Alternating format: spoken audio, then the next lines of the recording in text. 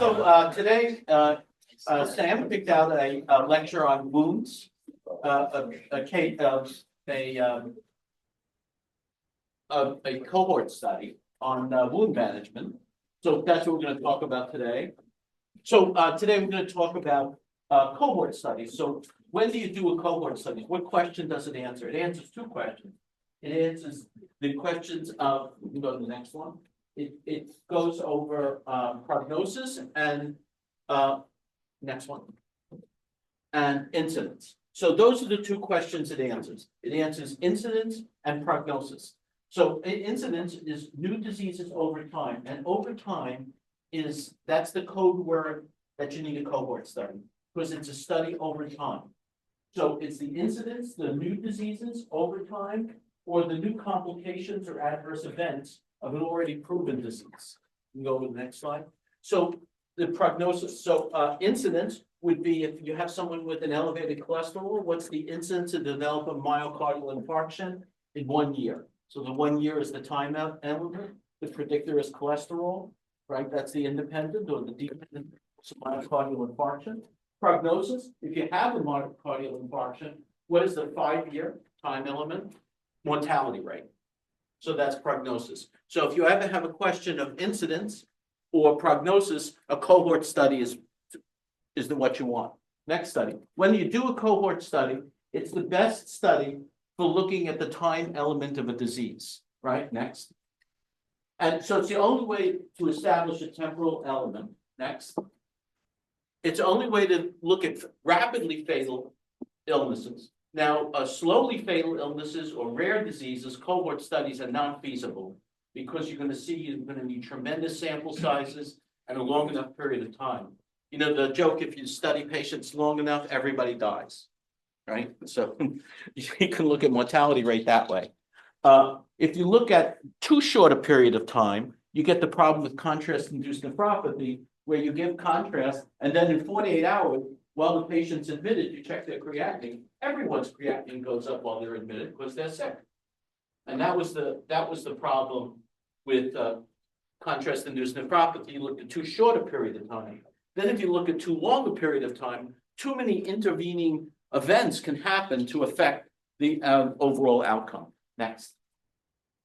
So this is how it works. There's a little animation here. So you check a population, you define risk factors, you follow the risk factors over time, and then you look at the outcome that you're interested in. The nice thing about cohort studies, does everyone see that? That's a nice thing about cohort studies, is you could look at a group of predictive variables that you have to define before the study starts, but then you can look at many, many outcome variables, right? So like increasing cholesterol, you could look as a risk factor, but then you could look at peripheral artery disease, you could look at stroke, you could look at myocardial infarction, dementia, lots of different outcomes. Next.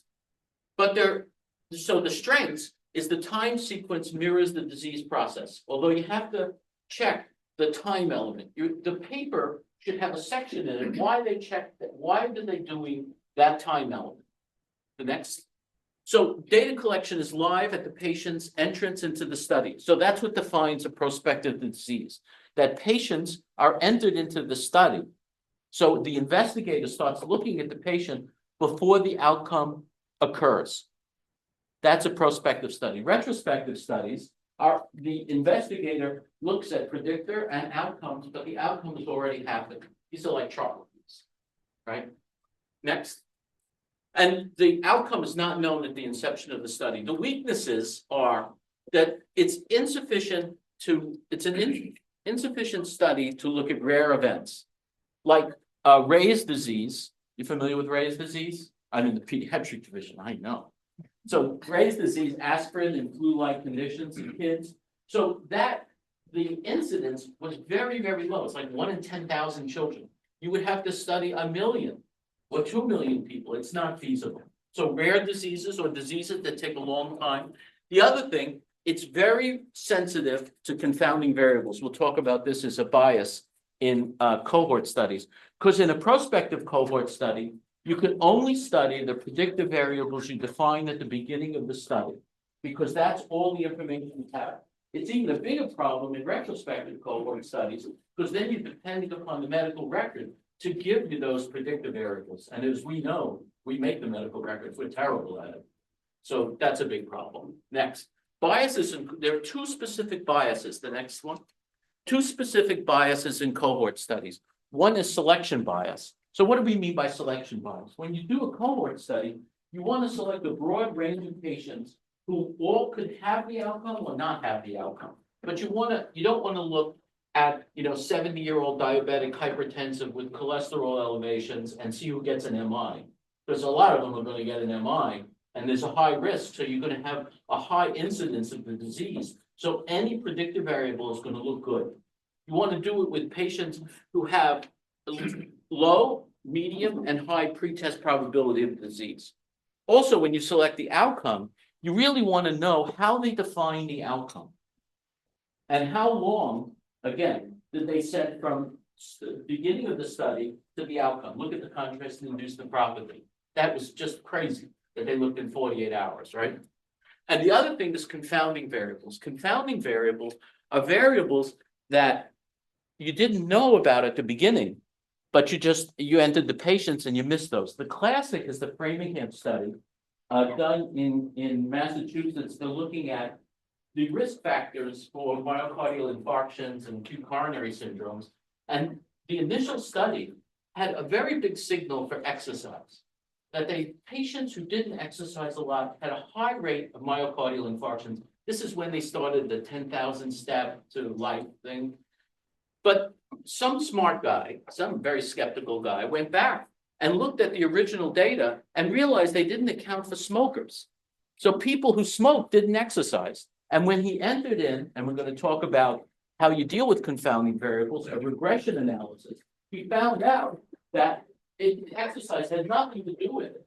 It was the smoking. So that's an example of confounding variables. Next. Selection bias. Again, a systematic error. You want to make sure when you look at Sam's paper, Sam's going to go over the paper. How did they decide on which patients to select? What were the inclusion, exclusion criteria? This is the recipe for the study. Inclusion, exclusion criteria. But there's more to it, because not only is you decide if you're going to include and exclude, but actually how you did the study, how you executed the study. Did you just look at trauma centers? Well, trauma centers are going to have much more serious lacerations and much more high-risk lacerations than urgent care centers or community hospital groups. So again, that selection bias, you took a group of patients who were at higher risk. So everything looked good. All the predictive variables look good. Also, you want to make sure that the groups who are in the study have the risk factors. They have to have the risk factors. They have to have, we're going to talk a number of risk factors, a large number of risk factors to do the regression analysis. And they're also going to have a wide spectrum of pretest probabilities. Keep on going. So what comparison is being made? You would like the paper to describe what comparisons in the high risk and low risk patients. Does the comparison make clinical sense? This is like every dietary study under the sun. Coffee and myocardial infarctions, Tuesdays and myocardial infarction. If you do enough data, you can always find something significant to be on the Today Show, right? And it's just bullshit. And was there potential selection bias? We talked about that before. And the confounding variables. So remember, if you study patients long enough, there are so many intervening effects. And not only intervening effects, but also effects that affect one another. Like maybe cholesterol is bad, but maybe having a Mediterranean diet is good. So how do you say how they compete with each other? Does it decrease the incidence or increase the incidence?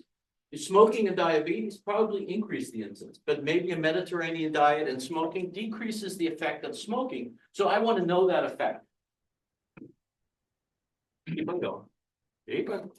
So is there a systematic effect to identify potential confounders? So a good paper, somewhere in the paper, in the limitation section, it says, I may have missed some of the predictive variables, but this is why this paper dealt with them and how they dealt with them. Is there information on the distribution of potential variables between the comparison groups. So one of the other things that's selection bias is Sam is going to talk about missing patients because this is a prospective study, right? So in a prospective study, you have to find the patients again. Now, if the patients are still in the hospital, well, they're pretty easy to find. But if the patients go home, like Sam's study is 30 days. So we're going to look at 30 days. We're going to lose a lot of patients for 30 days. A lot of patients in Kings County don't even give their right social security number, their right phone number, right? And especially with crazy Trump and migrant, I guarantee you that patients are not going to give their names or phone numbers anyway to us, right? Because of ICE. So that's going to be a bigger problem even in the future. But for us now, it's a big problem. And for this study, it was a big problem too. And what methods we used to look for the differences? One more slide. And the potential distribution of the confounders among groups. I would like to know in the patients who were missed, were they similar to the patients who we studied? Let's go through it. How do you reduce confounding bias? You do this thing called regression. I'm not going to go into the statistical analysis of regression. It's early in the morning. You haven't had enough coffee for that. But what it does is it takes all the variables, the predictive variables, and it puts it into an equation called a model. And what it does is it looks for interactions between the different variables. Does one variable amplify the effect of the other? Nullify the other? Hello. 81. I spoke paramedic.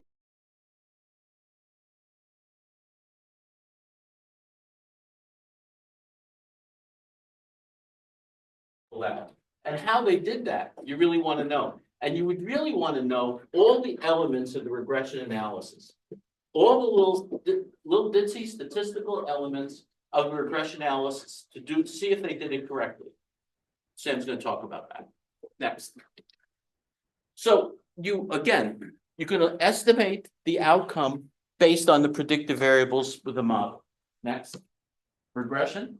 So the main advantage is you can use all the predictive variables, and then the ones that are not statistically significant at time zero, that's the univariable analysis. You're going to take them out of the equation. The ones that reach a p-value of 0.05, and again, 0.05 is completely arbitrary. When you have a 0.05 variable, you put it in the model, then you run the regression analysis, then you see the interaction between the regression variables. You have to assume that the effect is constant throughout all the subgroups. Again, has to do with selection bias. And the next one is you want to see an adequate sample size. So this is a big problem in regression analysis because what you need, this is the formula that you need. So for each variable, you need 50 patients to have that variable. So if in Sam's article, we looked at different lengths of lacerations to see if it makes a difference. And they just chose that as one variable, but really it's 3 or 4 variables because each length is a separate variable. So look at the numbers, how they skyrocket when you have variables. It's 50 times the number of independent variables plus 100. So I think Sam had 27 variables, which is 1,350 plus 100 is 1,450. So that you need large sample sizes to do regression analysis. Very large samples, because you want to make sure you had enough of each predictor variable to do a statistical test on. Next. Any questions? Oh, this is my first dog. This is Ernie. And he's reading a book on statistics. He had some questions. Good morning, conference. My name is Sam Evans. I'm a PGY2. I'm going to continue this lecture on cohort studies. We're going to be looking at a specific paper that we sent out on risk factors for post-laceration infections. All right, so first we're going to summarize the paper, and then Dr. Sinert just gave a lovely discussion of bias in cohort studies, and then we're going to reassess the paper. So this paper, Traumatic Lacerations, What are the Risks for Infection, and has the, quote, golden period of laceration care disappeared. So the objective here in this paper was to determine risk factors associated with infection after a traumatic laceration, and then identify if a relationship exists between infection and time to wound closure after injury. These were the two basic goals of the paper. So just a quick background, traumatic wounds are one of the most common reasons people seek medical care in the emergency department. There are about 6 million lacerations treated each year, costs about $3 billion to treat those, and the complications of these wounds can result in significant additional costs. The authors of this paper mentioned that they estimated the post-laceration infection rate to be somewhere between 2 and 5%. This is a relatively small rate of infection, and so because of this, it's common practice not to routinely prophylax these patients with antibiotics after a laceration repair. They've done some cost models to suggest that only after a infection risk of about 5% does it become reasonable to consider treating. So they're trying to identify variables that potentially put a patient's probability somewhere above that 5% to justify the use of prophylactic antibiotics or classify certain wounds as high risk.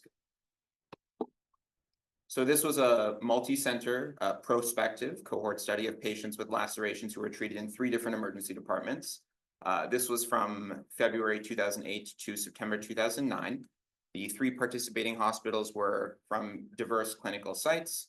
So it was a level 1 trauma center, it was a community hospital, and then an urban teaching hospital. Any laceration resulting from a human bite or an animal bite was excluded. So how the study worked is there was a structured data form that was designed before the study and then reviewed with all of the treating physicians. The form was implemented as part of the documentation requirement at each institution to ensure forms were completed on all the patients. The data form, collected 27 different variables unique to the specific patient. And subjective variables were given explicit definitions at the time of treatment. So for example, with regards to contamination, wounds were classified on the data collection sheet as, quote, clean. So they defined that as less than 6 hours old and occurring in a clean environment with a clean instrument, or contamination was described as moderate. So the wound is more than 6 hours old, it was a non-clean environment or a non-clean instrument, or heavy, which is greater than 12 hours, or grossly contaminated, foreign body present, etc. All right, we'll move on. So 30 days after their initial treatment, patients were then contacted by phone and a structured interview, like a standard interview, was conducted to determine whether the patient had an infection.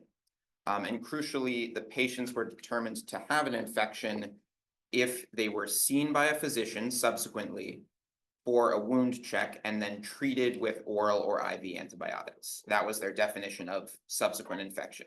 Make a shit. I don't believe. Patients were also asked their opinion of the cosmetic outcome of their wound. So data collection forms, so at the time of laceration, a data collection form was completed on 3,957 patients with lacerations. The study enrollment rates about 110 patients per month at the trauma center, 57 patients per month at the community hospital, and 58 patients per month at the urban teaching hospital. Infection rates didn't differ between centers, and a complete outcome assessment, so the interview essentially at the 30-day mark, was obtained on 2,663 patients, of whom 69 of them, so about 2.6%, had an infection.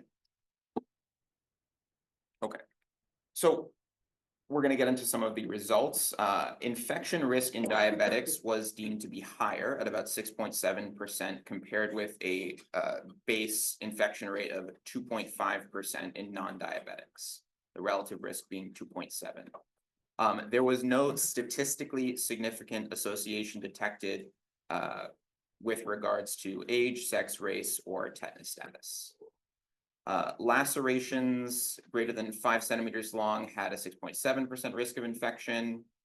There was no difference between a sharp versus blunt mechanism of injury. Lacerations located on the head or neck were less likely to become infected compared with lacerations on the torso or an extremity, specifically a lower extremity, laceration was deemed to be high risk with an infection rate of 7.6%. Tissue trauma requiring debridement was also associated with increased risk of infection. And consistent with their longer lacerations, patients who developed wound infections also had longer closure times and greater numbers of sutures placed.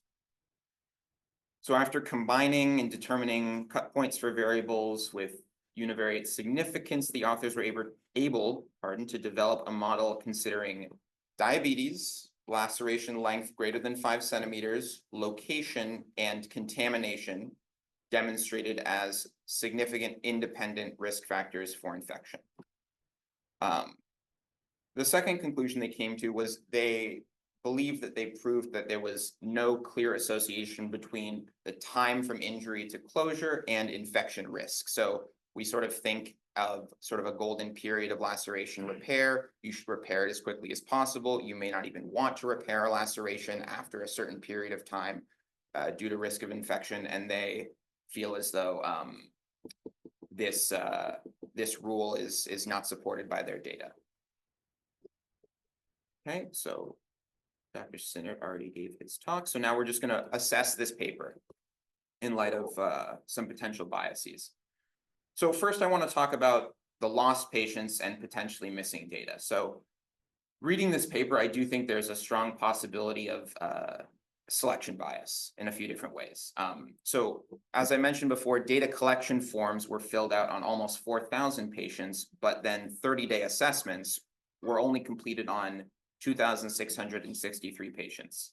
So this is about a third of patients that were essentially just lost to follow-up. So how did the study deal with this? How did they deal with losing 33% of their patients to follow-up? They really didn't, or we don't know, right? They didn't really mention this. They didn't mention how they mitigated this potential selection bias. So we mentioned in our discussion, Dr. Sinert and I, that a sensitivity analysis could have worked really well here. And what a sensitivity analysis would have been is you look at the characteristics of the 1,000 patients that you lost and you compare those characteristics with the patients that were found or the patients that completed the full assessment. And you try to understand whether there were any salient differences between those two groups.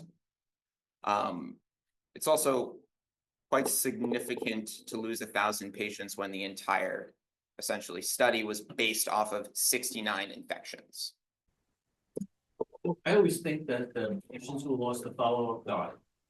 It's kind of a skeptic's approach to this kind of data analysis. And the sensitivity analysis can go even one step further, is that you could take those 1,000 patients, and I'd like to know if they had the same criteria and the same characteristics and the same predictive variables as the patients that were entered. Also, you can do it statistically. You could do it 3 different ways. One, you could say that every patient who's lost a follow-up had the bad outcome. That seems crazy. But you could do it when they did it, like none of the patients had the outcome, or you could do it that they had the same percentage of patients who had the outcome.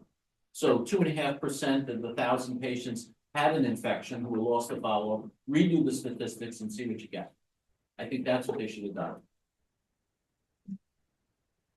So next, let's talk about how infection was determined. So I saw a couple of head shakes when I mentioned this before. So again, patients were considered to have an infection if on a phone interview, they told the interviewer that they were subsequently treated with antibiotics for an infection.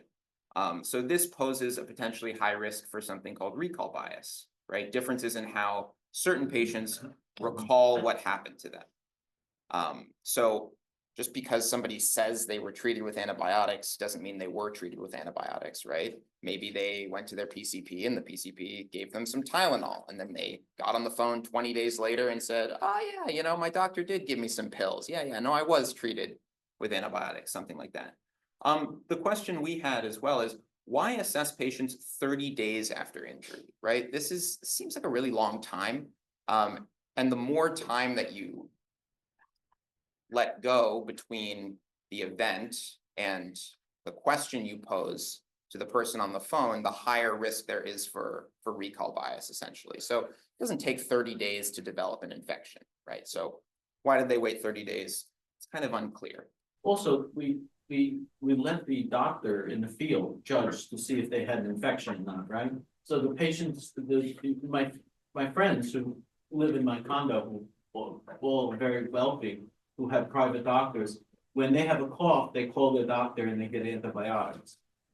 If they have dizziness, they get an MRI that day, you know, so if you have access to basically free medical care, and you call your doctor and you're a boutique patient, you get whatever you want. So if you have a laceration and you went home and said, oh, did they give you antibiotics? And they said, no, these doctors would definitely give you antibiotics. And then if you recall the patient and say, oh yeah, my doctor said I had an infection. No one really asked, did you actually go see your doctor? Did he look at the infection?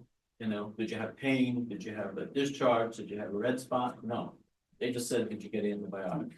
So a better way to determine infection would be some objective criteria, right? So you actually look at the wound yourself and you say, is there purulence? Is there worsening erythema, right? You have objective criteria. That takes work, right? I mean, you would have to assess some 3,000 lacerations yourself, find time for that and budget for that. So, you know, these things, it's all about balancing the feasibility of a study versus, you know, the accuracy of what you're trying to measure. So I think they determined that given the sample size, a phone interview was what was reasonable for them to do, but you probably lose some accuracy and open yourself up to the risk of various biases. So the other point to consider is perhaps certain characteristics. So for example, the presence or absence of diabetes in a patient or the laceration size, altered the follow-up provider's threshold to give antibiotics in equivocal cases, right? So it may not be that it may not be that diabetics have an increased rate of infection. It may be that providers are aware that there is this idea that diabetics get more infections. They probably do, but there's this idea that diabetics get more infections. And so they'll look at an equivocal laceration and say, I better just give antibiotics just to be safe, right? That laceration could look the exact same on a young, healthy patient without comorbidities, and they wouldn't treat, right? Doesn't mean that there's infection there or not there. So the paper found no association between time from injury to closure and risk of infection. So I think there's a possible confounder here, which is, you could make this argument for a number of the variables, but a possible confounder here could be the size or the severity of the laceration. So to review, confounders have to meet two criteria, right? They have to be related to the outcome in terms of prognosis, and the distribution of the characteristic is different in groups being compared. So the paper claims to have proven the first point, right? And point two is logical, right? Like I was talking about, large lacerations are more likely to present immediately, and small lacerations are more likely to present in a delayed manner, right? If you get a small little cut at work, you might just say, I'll just deal with it, and I'll deal with it tomorrow, I'll deal with it after work. Whereas if you get a huge gash on your leg, it's like, oh, better go to the ER right now. So let's talk about relative risk. Let's talk about sample sizes. So let's just look more closely at the 4 risk factors that they determined were salient here. So the relative risk for diabetes was 2.7, lower extremity was 4.1, contamination was 2.0, and laceration greater than 5 centimeters was 2.9. So these are very actually small relative risks, especially when compared to the confidence intervals, right? Like you can see, for example, diabetes, the confidence interval is 1.1 to 6.5, right? That's a large spread considering a relative risk of 2.7. It's actually a fairly modest effect. So from a pool of about 4,000 patients presenting with laceration, they only recruited 75 patients who had diabetes, right? This was not done in our population. They only recruited 6 patients. They defined separately a variable called diabetes with complications. They didn't really specify what that meant, but I guess I interpreted that to mean like sort of uncontrolled diabetes or something to that effect. They only recruited 6 patients that met that variable. They only recruited 72 patients with an injury age greater than 12 hours. So these are very small sample sizes on which to base a potential change in practice, as the authors suggest we should do. So specifically, I wanted to pull out diabetes with complications, the confidence interval for the relative risk was 13.1. But the 95% confidence interval was 4.1 to 41.5, right? They got 6 patients that met this variable and 2 of them got an infection, right? It's very small. So to quote the paper, we also believe this study should change the practice of those who do not close wounds because of a delay in the time of presentation. So they're making a very strong recommendation, right, to essentially change your practice based on these pretty small sample sizes. These are my references. That's all I have. This wasn't exhaustive, but just going over a few potential ways in which bias could have been introduced into the paper.